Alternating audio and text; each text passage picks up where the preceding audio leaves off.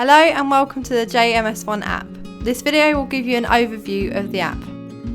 Before this video starts, please download the JMS One app from the Apple App Store or the Google Play Store, depending what device you are on. To use the app, you will need to log in with your email and your password.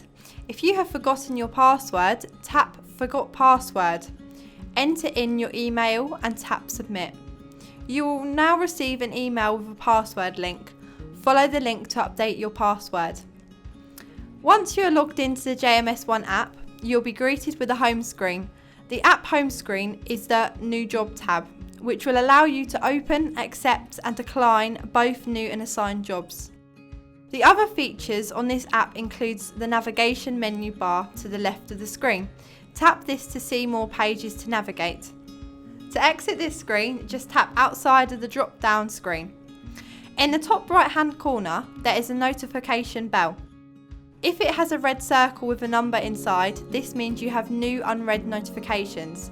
Tap the bell and you will be able to see your notifications. On the bottom of the screen, you can see 3 tabs labelled: New Job, My Jobs and Timesheets. Let's take a quick look at these tabs. The New Job tab will display any new or assigned jobs. This will display the job details. New unread jobs will have a pink background.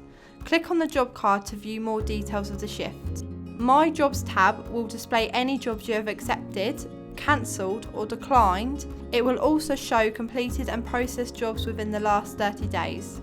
The last tab is Timesheets.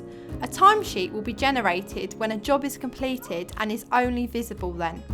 You'll be required to fill in the timesheet, which will then be submitted to the shift in charge person. We will be taking a closer look at these tabs in our other videos. Please watch the next video, how to accept a job with JMS One. Thanks for watching.